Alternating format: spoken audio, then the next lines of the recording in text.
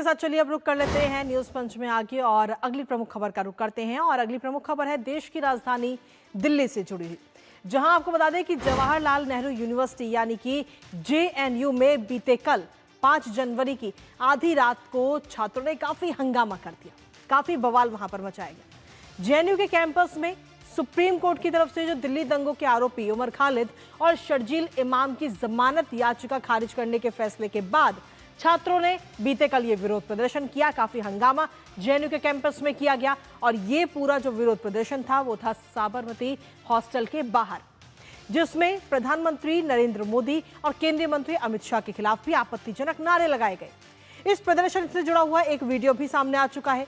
JNU में लगे इन नारों को लेकर भारतीय जनता पार्टी इस समय हमलावर है और बीजेपी नेताओं की तरफ से क्या कुछ कहा गया है वो आपको बताएंगे, साथ ही करेंगे चर्चा अपने संवाददाता से। लेकिन सबसे पहले आपको दिखाते हैं JNU में आधी रात का ये बवाल। JNU में आधी रात को ये पूरा बवाल हुआ है, जिसकी तस्वीर भी इस समय हम आपको दिखा रहे हैं, जहां प्रधानमंत्री और साथ ही होम मिनिस्टर को लेकर के विवादित टिप्पणी की गई, नारेबाजी वहां पर की गई है। और साथ ही जो उमर खालिद और शर्जील इमाम की जो जमानत अर्जी सुप्रीम कोर्ट में दायर की गई थी, वो अर्जी खारिज होने को लेकर के ये नारेबाजी की गई, इन दोनों का सपोर्ट किया गया है। बीते कल सुप्रीम कोर्ट ने इन दोनों की बेल अर्जी को खारिज कर दिया था, जिसके बाद में बीते कल की ही बात है, कल रात को जब ये पूरा बवाल JNU के कैंपस में देखने को मिला है। जो वीडियो सामने आया है वहां से जुड़ा हुआ वो है मात्र 35 सेकंड का, और इस 35 सेकंड के वीडियो में कई सारे देश विरोधी बयान भी दिए गए, नारे लगाए गए हैं। वहां पर प्रधानमंत्री नरेंद्र मोदी को लेकर के आपत्तिजनक टिप्पणियां की गई हैं, जिसको लेकर भारतीय जनता पार्टी के नेताओं को गुस्सा फूटा है। और आपको बता दें कि ये कोई पहली बार नहीं है जब JNU में देश विरोधी नारों की गूंज सुनाई दे रही हो। इससे पहले साल 2010 में भी और 2016 में भी इस तरीके की नारों की गूंज सुनाई दी है। अब इस पूरे मामले को लेकर के भारतीय जनता पार्टी के जो नेता हैं अलग अलग, और साथ ही दिल्ली सरकार के मंत्रियों की तरफ से अलग अलग बयान इस वक्त सामने आए हैं। क्या कुछ कहना है उन सभी का, एक बार वो आपको सुनाते हैं। NDA की सरकार है, यहाँ पे हंगामा करने वाले को कतई बर्दाश्त नहीं किया जाता। दंगाइयों का ये स्थान जेल में है, दंगाई जेल में रहेंगे। सांपों के फन कुचले जा रहे हैं और तपोले बिलबिला रहे हैं।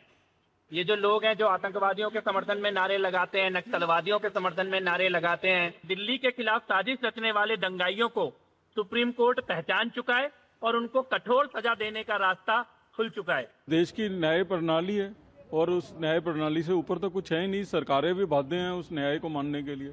तो अब ऐसी स्थिति में जो है उस न्याय का इस तरीके से विरोध करना और जो है इसमें कोरी कोरी राजनीति करनी, इसका मतलब आप देश की एकता और अखंडता के लिए खतरा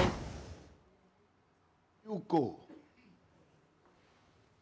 टुकड़े टुकड़े गैंग राहुल गांधी जैसे देश विरोधी मानसिकता वाले और सभी, चाहे RJD हो, चाहे TMC हो, चाहे वाम दल हो, ये टुकड़े टुकड़े गैंग का एक कैंप ऑफिस बन गया, कार्यालय बन गया। This way of slogan unnecessarily create trouble. I think they should be careful in raising slogan when their government attitude against democracy is so stiff. I think they should be very careful in raising slogan.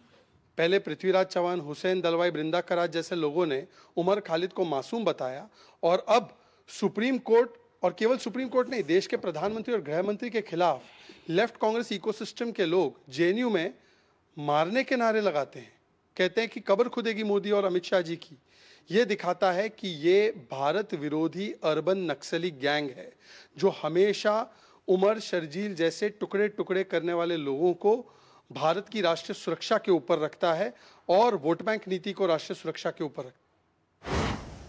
और इसी से जुड़ी हुई इस वक्त की बड़ी खबर भी सामने आ चुकी है, जहां आपको बता दें कि JNU प्रशासन की तरफ से दिल्ली पुलिस से अनुरोध किया गया है, एक पत्र लिखा गया है और इस पत्र में लिखा है कि आपत्तिजनक और भड़काऊ नारेबाजी मामले में FIR दर्ज की जाए। इस वक्त की सबसे बड़ी खबर आपको बता रहे हैं, हालांकि इसको लेकर के अभी तक किसी प्रकार की कोई FIR दर्ज नहीं की गई है, लेकिन अब JNU प्रशासन की तरफ से ये पत्र लिखा गया है दिल्ली पुलिस को। और दरअसल ये पूरा जो 35 सेकंड का वीडियो है वो सामने आया और इस वीडियो के सामने आने के बाद में ये पत्र JNU प्रशासन की तरफ से लिखा गया है कि इस पूरे मामले को लेकर के FIR दर्ज की जाए और कार्रवाई की जाए। इसी पर ताजा अपडेट ले लेते हैं। हमारे साथ में हमारे सहयोगी मोहित शुक्ला इस वक्त जुड़ गए हैं, सीधा उनका रुख करेंगे। मोहित, इस वक्त की सबसे बड़ी खबर यही है कि जेएनयू से जिस तरीके का जो विवादित वीडियो इस समय सामने आया, जिस तरीके से देश विरोधी नारे वहां पर लगाए गए हैं, इस पूरे मामले को लेकर अब जेएनयू प्रशासन ने ही दिल्ली पुलिस को पत्र लिख दिया है कि इस मामले में एफआईआर दर्ज की जाए।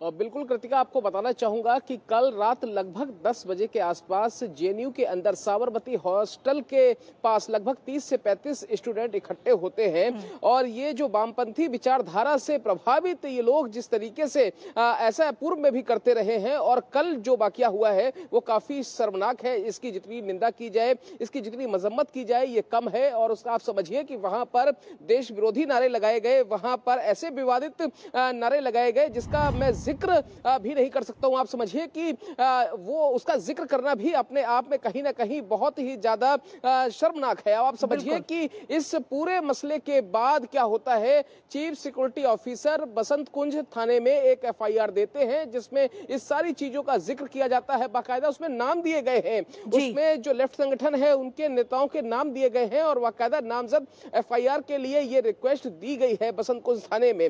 और आप समझिए कि ये जो जवाहरलाल नेहरू यूनिवर्सिटी है इसका विवादों से बहुत पुराना नाता है। साल 1980 की बात कीजिए, आप 2014 की बात कीजिए, 2016 की बात कीजिए, 9 फरवरी 2016 का जिक्र तो पूरे देश क्या दुनिया ने देखा, 7 समुंदर पार हमने देखा कि कैसे किस तरीके से शर्मनाक वो हरकत हुई थी। देश को बांटने की साजिश की जा रही थी, टुकड़े टुकड़े गैंग उस समय किस तरीके से एक्टिव था। और उसके बाद आपने देखा कि साल 2019, उसके बाद साल 2020 की घटना और अब आप समझिए कि छठी बरसी पर इस तरीके की चीजें सामने आना, और वो भी कब? सरजील इमाम, उमर खालिद कोई ऐसा नहीं है कि वो बहुत ज्यादा देशभक्ति की बातें कर रहे हो, जो देश को बांटने की बात कर रहे हैं, जिसका संज्ञान लेते हुए सुप्रीम कोर्ट ने कल उनकी जमानत याचिका खारिज कर दी। ऐसे वो लोग जब उनकी जमानत याचिका खारिज होती है तो उस बौखलाहट में उनके समर्थन में ये नारेबाजी होती है। आप समझिए कि ये नारे बहुत ही ज्यादा शर्मनाक है। मैं फिर से कह रहा हूं, इसकी जितनी मजम्मत की जाए ये कम है। और आप समझिए कि आप इस पे सुरक्षा एजेंसियां हो, दिल्ली पुलिस है, हर कोई सतर्क है। इस पे जो भी जो न्याय संगत एक्शन होगा, जो इस पर आगे की कार्रवाई होगी वो की होगी। और आप समझिए कि ये कार्रवाई इतनी कड़ी और बड़ी होगी जो आगे कहीं ना कहीं एक नजीर बनेगी, मिसाल बनेगी। और ऐसे लोगों को समझ में भी आएगा कि अगर आप देश को बांटने की साजिश करते हैं तो फिर वो देशद्रोह की श्रेणी में ही आता है। और दिल्ली सरकार में मंत्री आप कपिल मिश्रा को सुनिए, आप आशीष सूद को सुनिए, सुबह मेरी उनसे बात हो रही थी, उन्होंने भी कहा ये देशद्रोह के तहत इस मामले को दर्ज किया जाना चाहिए। चलिए, बहुत बहुत शुक्रिया मोहित, तमाम जानकारी और अपडेट्स हमारे साथ साझा करने के लिए, इस महत्वपूर्ण खबर से जुड़ी हुई। और इसी के साथ चलिए अब रुक कर लेते हैं न्यूज़ पंच में हमारी अगली महत्वपूर्ण खबर का। और अगली महत्वपूर्ण खबर है बांग्लादेश।